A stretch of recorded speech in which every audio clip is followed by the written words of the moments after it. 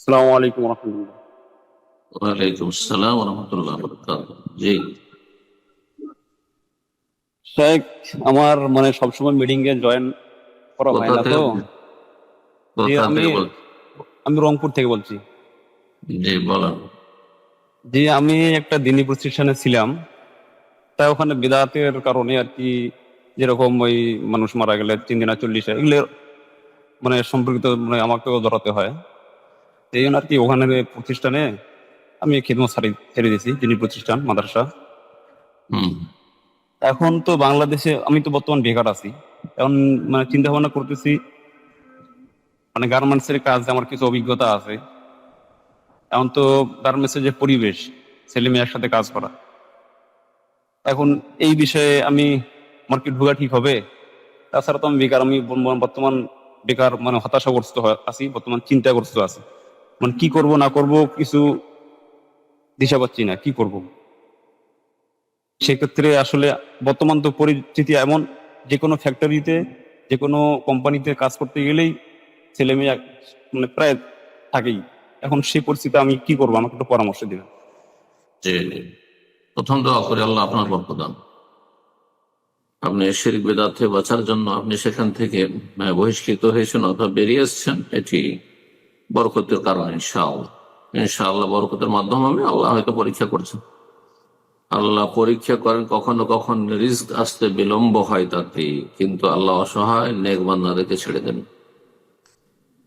আল্লাহর কাছে বেশি বেশি দোয়া করুন। আমরা দোয়া করি আল্লাহ আপনার রিজিকে বরকত দান করেন, রিজিকের রাস্তাকে আল্লাহ প্রশস্ত করেন। আপনার মতো যে সব মুসলিম ভাই বোনা রয়েছেন অসহায় অভাবী, তাদের সার্বিক অভাব দূর করুন এবং সার্বিক দিক থেকে আল্লাহ রাব্বুল আলামিন সাহায্য করুন, হেফাজত করুন, ভালো ব্যবস্থা করুন, উত্তম বিকল্প দান করুন। বাকি থাকলো যে আপনি যেহেতু কাজ জানছেন টেলারিং, সুতরাং এটা আপনি যদি নিজে একাই করেন আপনার নিজের ঘরে, তো সেটা একটা রিজিকের পথ।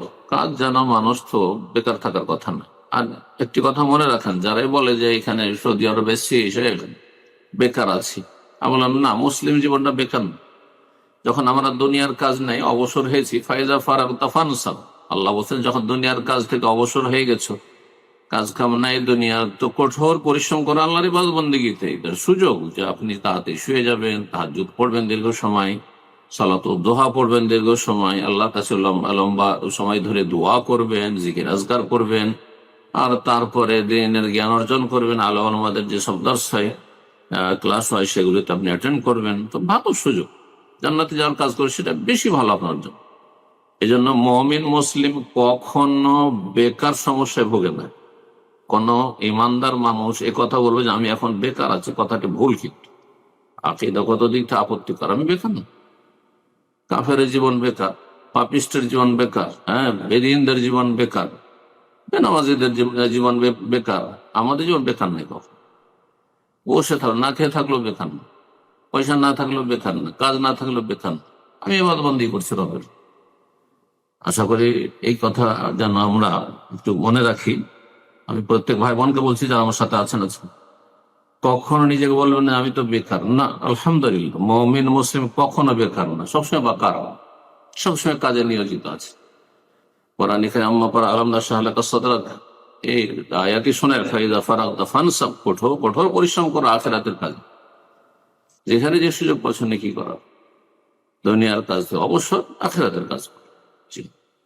ওয়াইলা রব্বিকা ফারগাব, এবং রবের দিকে এগিয়ে চলো, আর এগিয়ে চলো, আর উদ্গ্রীব হও।